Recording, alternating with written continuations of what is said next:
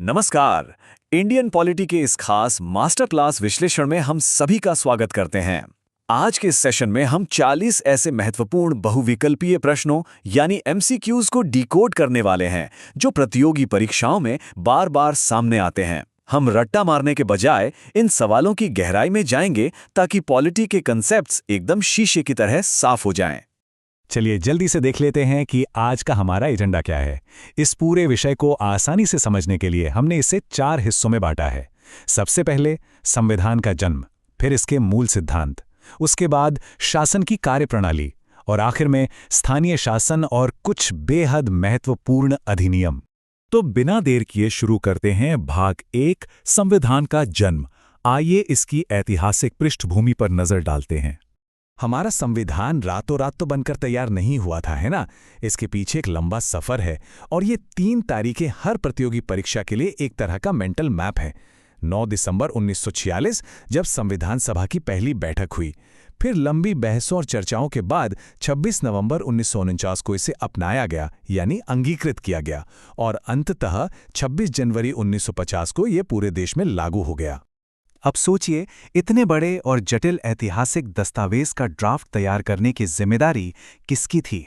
जी हाँ, प्रश्न संख्या 14 अक्सर यही पूछता है। ये जिम्मेदारी थी प्रारूप समिति की, जिसके अध्यक्ष डॉक्टर बी.आर. अंबेडकर थे।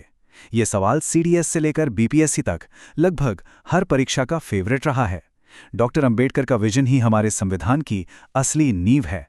अच्छा, चलिए अब प्रस्तावना यानी प्रिएम्बल की बात करते हैं। जो धर्मनिरपेक्ष और समाजवादी शब्द हम आज देखते हैं वो मूल संविधान में नहीं थे। 42वें संविधान संशोधन ने प्रस्तावना में ये अहम शब्द जोड़े थे।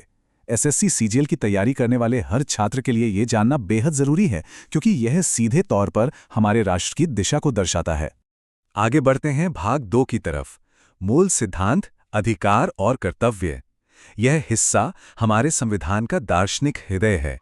यहाँ एक बहुत ही दिलचस्प सवाल सामने आता है। जरा सोचिए, संविधान के भीतर ऐसा कौन सा सबसे मजबूत सुरक्षा तंत्र है जिसे खुद डॉक्टर अंबेडकर ने इतना ऊंचा दर्जा दिया कि उसे संविधान की आत्मा ही कह डाला? बिल्कुल सही अंदाजा लगाया। वो है अनुच्छेद 32। इसे संविधान की आत्मा इसलिए कहा जाता है क्योंकि ये हमें संवैधानिक उपचारों का अधिकार देता है। आसान भाषा में समझें तो अगर हमारे मौलिक अधिकारों का हनन होता है तो ये अनुच्छेद सीधा सुप्रीम कोर्ट का दरवाजा खटखटाने की ताकत देता है। समाज को बेहतर बनाने में इन 2 प्रावधानों की भूमिका बहुत बड़ी है। ध्यान दीजिएगा, एक तरफ अनुच्छेद 17 है जो समाज में बराबरी लाने के लिए अस्पृश्यता का अंत करता है।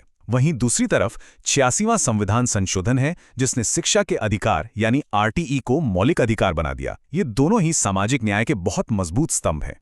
परीक्षा से ठीक पहले क्विक रिवीजन के लिए ये पॉइंट्स एकदम बुलेट की तरह काम आते हैं। राज्य के नीति निर्देशक तत्व आयरलैंड से लिए गए हैं। मौलिक कर्तव्यों की बात करें तो उन्हें स्वर्ण सिंह समिति की सिफारिश पर जोड़ा गया था। हमारे मौलिक अधिकार संविधान के भाग 3 में सुरक्षित हैं। और हाँ, 44वें संशोधन द्वारा संपत्ति के अधिकार को मौलिक अधिकारों की लिस्ट से बाहर कर दिया गया था। इन्हें तो रट ही लीजिए। चलिए अब आते हैं भाग 3 पर, शासन की कार्यप्रणाली। यहां हम देखेंगे कि सरकार का पहिया असल में कैसे घूमता है। देश की शासन व्यवस्था में सबसे ऊंचा पद किसका होता है? भारत का प्रथम नागरिक कौन है? जवाब बहुत सीधा है, राष्ट्रपति। ये एक बहुत ही बेसिक लेकिन अलग-अलग राज्य स्तर की परीक्षाओं में बार बार पूछा जाने वाला सवाल है। लेकिन यहां एक बहुत ही रोचक पहलू है। क्या राष्ट्रपति को उनके पद से हटाया जा सकता है? जी हां, बिल्कुल। अनुच्छेद 61 में महाभियोग यानी इम्पीचमेंट की पूरी प्रक्रिया बताई गई है। अगर संविधान का उल्लंघन होता है तो इस बेहद गंभीर और सख्त प्रक्रिया के जरिए राष्ट्रपति को भी पद से हटाया जा सकता है। ये दिखाता है कि संविधान से ऊपर कोई नहीं है। अब संसद के दोनों सदनों की ताकत को थोड़ा समझते हैं। दोनों के पास अपनी अपनी सुपर पावर्स हैं। जैसे धन विधेयक यानी मनी बिल सिर्फ लोकसभा में ही पेश किया जा सकता है। वहीं नई अखिल भारतीय सेवाओं का सृजन करने का खास अधिकार सिर्फ और सिर्फ राज्यसभा के पास है। यहीं पर अक्सर एक बहुत बड़ा कंफ्यूजन होता है जिसमें कई बार नंबर कट जाते हैं। ध्यान दीजिएगा, संसद का संयुक्त अधिवेशन बुलाने का अधिकार राष्ट्रपति के पास है, लेकिन जब दोनों सदन एक साथ बैठते हैं तो उसकी अध्यक्षता कौन करता है? वो करते हैं लोकसभा अध्यक्ष। ये बारीक अंतर एग्जाम में बहुत मायने रखता है। एक और कमाल की बात यह है कि हमारा संविधान कोई पत्थर की लकीर नहीं है। ये समय के साथ बदल सकता है। अनुच्छेद 368 हमें संविधान में संशोधन करने की प्रक्रिया बताता है। इसी वजह से भारतीय संविधान एक जीवंत और डायनामिक दस्तावेज बना हुआ है जो आज की जरूरतों के हिसाब से खुद को ढाल सकता है। और अब हम पहुंच गए हैं हमारे आखिरी सेक्शन में, भाग 4, स्थानीय शासन और कुछ बेहद महत्वपूर्ण अधिनियम। संविधान निर्माताओं की सोच देखिए, सत्ता सिर्फ दिल्ली या राज्यों की राजधानियों तक सीमित नहीं रहनी चाहिए। इसीलिए अनुच्छेद 40 में ग्राम पंचायतों के संगठन का विचार शुरुआत से ही राज्य के नीति निर्देशक सिद्धांतों में डाल दिया गया था। और इस विचार को सबसे पहले जमीन पर किसने उतारा?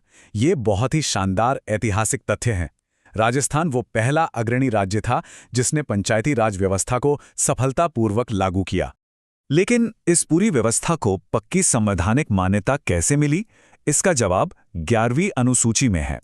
इसी अनुसूची के जरिए पंचायती राज संस्थाओं को संविधान में एक मजबूत आधार और काम करने की स्पष्ट रूपरेखा दी गई। सिस्टम में पारदर्शिता लाने और भ्रष्टाचार से लड़ने का हमारा इतिहास भी काफी पुराना है। क्या अंदाजा है कि संसद में लोकपाल विधेयक पहली बार कब पेश किया गया था? साल 1968 में। इससे पता चलता है कि जवाबदेही तय करने की यह लड़ाई कितनी लंबी रही है। नागरिक अधिकारों के क्षेत्र में एक बहुत बड़ा गेम चेंजर साबित हुआ सूचना का अधिकार यानी आरटीआई अधिनियम। 2005 में पास हुए इस कानून ने सरकारी कामकाज को सीधे आम जनता की पहुंच में ला दिया। ये सही मायनों में एक ऐतिहासिक कदम था। इन सभी 40 सवालों का विश्लेषण करने के बाद एक बात बिल्कुल साफ हो जाती है कि हमारा संविधान लगातार इवॉल्व हो रहा है। अनुच्छेद 368 के जरिए होने वाले बदलावों को देखते हुए सवाल ये उठता है कि भविष्य में ऐसे कौन से नए संशोधन होंगे जो भारतीय राज्य व्यवस्था के अगले युग को आकार देंगे। इस विचारोत्तेजक सवाल के साथ हम आज का ये मास्टर क्लास यहीं समाप्त करते हैं। सीखते रहिए और आगे बढ़ते रहिए।